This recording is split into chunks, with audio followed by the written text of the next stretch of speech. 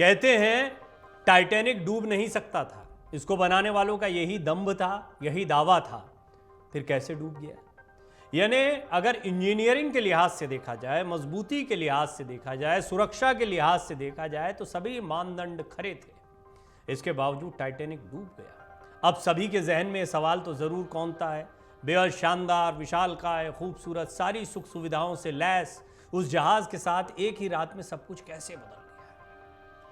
बहुत सारी थ्योरीज हैं, लेकिन इन थ्योरीज के बीच में कुछ चौंकाने वाली बातें भी हैं, और ये उस अनजाने अनसुलझे रहस्य को भी हमारे सामने रखती है जो गाए बगाए कई घटनाओं के बाद हमारे सामने आता है। क्या किसी तरह की कोई ऐसी शक्ति है, क्या नाम की वजह से, क्या किसी और समीकरण की वजह से इस तरह की घटना हो जाती है? यूं तो यह अंधविश्वास लगता है, लेकिन कई बार लोग इसको नजरअंदाज नहीं कर पाते जब उन्हें कोई और कारण नहीं मिलता है। पहले टाइटैनिक डूबा, अब टाइटन डूब गई। टाइटन वो पनडुब्बी जो इसके मलबे को देखने के लिए जा रही थी, ऐसा नहीं कि पहली बार जा रही थी। आज यही टाइटैनिक जो एक समय पर कहा जाता था इसको कोई डुबा नहीं सकता, मलबे में तब्दील होकर समुद्र में 13,000 फीट नीचे है। तो क्या सच में टाइटैनिक को किसी का श्राप है? 1997 में बनी मशहूर फिल्म के जरिए इस जहाज की काफी बातें लोगों के सामने आई थी, लेकिन मनोरंजन के लिहाज से बनी इस फिल्म में दिखाई हर बात सच नहीं है। आज हम आपको इस जहाज से जुड़ी कुछ रोचक कहानियां बताने जा रहे हैं। टाइटैनिक के डूबने से जुड़ी सबसे बड़ी कहानी यह है कि इस जहाज में एक श्रापित मम्मी को ले जाया जा रहा था। यह मम्मी जहां जाती है मौत लाती है।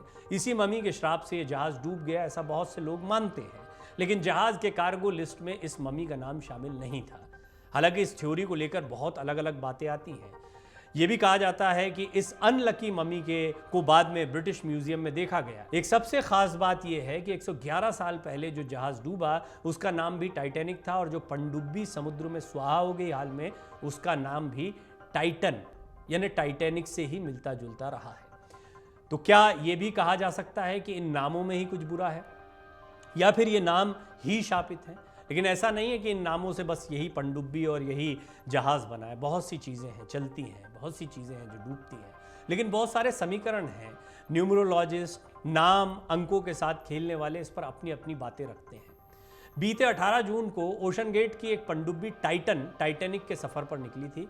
इसे जाना था कनाडा के न्यू फाउंडलैंड में सेंट जॉन्स के दक्षिण में 700 किलोमीटर दूर। यहाँ डूबे हुए जहाज टाइटैनिक का मलबा देखने के लिए सफर पर निकली इस पनडुब्बी का संपर्क महज 1 घंटे 45 मिनट में ही समुद्र के ऊपर मौजूद उसके जहाज पोलर प्रिंस से टूट गया, और तभी से इसकी तलाश चल रही है।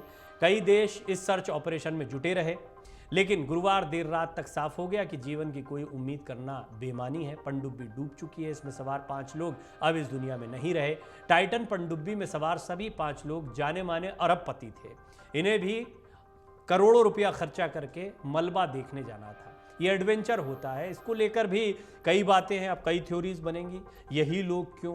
कुछ लोग जो रुक गए नहीं जा पाए उनकी किस्मत अच्छी, कुछ लोग जो बिन बुलाई मौत के करीब चले गए वो भी पैसा खर्चा करके, उनकी एक अलग कहानी। कुल मिलाकर इस टाइटन से और इस टाइटैनिक से बहुत सारे ऐसे तथ्य जुड़ते हैं जो चौंका देते हैं। जो ये शाप वाली जो बात चलती है उसके इर्द गिर्द थ्योरीज को कई बार ले आते हैं।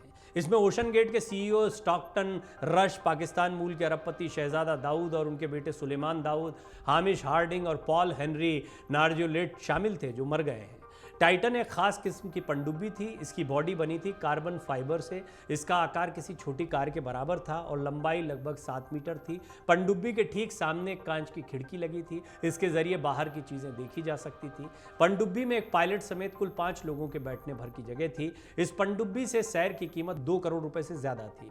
टाइटैनिक तक पहुंचकर वापस बाहर आने में टाइटन को लगभग 8 घंटे लगते थे। इसमें एक बार में 96 घंटों तक चलने लायक ऑक्सीजन भरी जाती थी।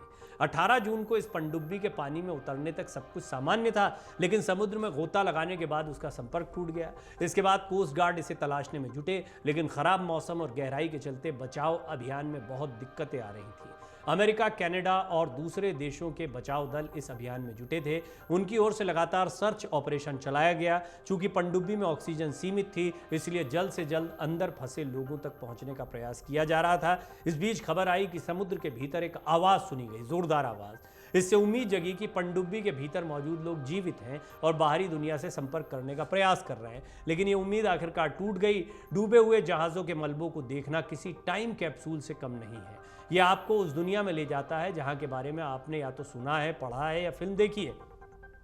ऐसे मलबों को देखने के कई तरीके हो सकते हैं। इसमें से एक तरीका ओशन गेट एक्सपेडिशन ने बनाया था। ये था द टाइटन सबमर्सिबल। ये वही पनडुब्बी जिसके जरिए ये 5 अरबपति समंदर के भीतर गए थे। अब समंदर के भीतर गए हैं। समंदर की दुनिया अपने आप में रहस्यों से भरी हुई है। इस दुनिया में अथाह जल राशि है। जमीन से ज्यादा जल है, जमीन से ज्यादा समंदर है। इस समंदर की गहराइयों में बहुत सारे रहस्य छुपे हुए हैं। इसको लेकर कई किस्म की थ्योरीज बनाई जाती हैं। बरमुडा ट्रायंगल की एक अपनी थ्योरी है। एक ऐसी जगह जहां पर जाकर कई जहाज लापता हो जाते हैं। मैग्नेटिक फील्ड कुछ ऐसी है कि हवाई जहाज़ों का सिस्टम काम करना बंद कर देता है। इसी तरीके से टाइटैनिक को लेकर आप देखिए कितनी पुरानी घटना हो गई। फिल्में बनती रहती हैं, किताबें लिखी गई, सब कुछ होता रहता है, लेकिन टाइटैनिक है कि चर्चा से बाहर नहीं होता। कभी गौर करिए, ऐसा नहीं कि पहले हादसे नहीं हुए। इस बीच कई बड़े बड़े हादसे हो गए, कई विमान हादसे हुए, कई समंदर के हादसे हुए, लेकिन टाइटैनिक का यह हादसा भुलाए नहीं भूलता है, या यूं कहें कि टाइटैनिक खुद को भूलने ही नहीं देता है, तो भी गलत नहीं होगा। टाइटन के साथ जो कुछ हुआ, आने वाले सालों साल तक इसकी चर्चा होती रहेगी। ये एक्सपेडिशन या इस तरीके से मलबे को देखने जाना ये कोई नई प्रक्रिया नहीं थी, और ऐसा भी नहीं कि पहली बार टाइटन कोई इस तरह की गोताखोरी या इस तरीके से पर्यटकों को ले जा रहा था। इससे पहले भी वो समंदर की सतह तक जा चुका है, इस जगह तक जा चुका है। लेकिन ये हादसा इस बार क्यों हुआ, कैसे हुआ, इसको लेकर बहुत सारी थ्योरीज सामने आ रही हैं। लेकिन एक बात बहुत स्पष्ट है, टाइटैनिक का डूबना, टाइटन का डूबना ये रहस्यों से भरा था और रहस्यों से भरा बना रहेगा, क्योंकि इसको लेकर लगातार एक के बाद एक कई थ्योरीज आती रहेंगी। सच झूठ का हिसाब किताब तो आप लगाइए अपने अंदाजे से। आपको क्या लगता है, कोई ऐसी शक्ति हो सकती है हमारे ज्ञान विज्ञान से इतर, या हमारी सोच और समझ से परे भी कोई ऐसी वजह हो सकती हैं जो इस तरह। अब टाइटन को ही लीजिए, टाइटैनिक का हादसा कब हो गया, टाइटन का हादसा अब हो रहा है, लेकिन टाइटन के इस हादसे के पहले आपको क्या लगता है कि सुरक्षा का माकूल इंतजामात नहीं किए गए होंगे, हर सिक्योरिटी फीचर को नहीं देखा गया होगा। विज्ञान अब यहाँ तक पहुँच चुका है कि समंदर के अंदर की हलचल को भी पल पल वो भांप सकता है, लेकिन इसके बावजूद समंदर बहुत बेरहम होता है। जेम्स कैमरून ने बात कही, अवतार फिल्म बनाई है उन्होंने, और अवतार फिल्म का जो दूसरा पार्ट बना वो तो समंदर के भीतर की पूरी कहानी बनाई गई है। वो कहते हैं समंदर बड़ा बेरहम होता है और भीतर से तो बहुत ही खतरनाक। ये कई बार किसी को बख्शता नहीं है, और यहाँ पर बख्शे जाने की कोई गारंटी भी नहीं है।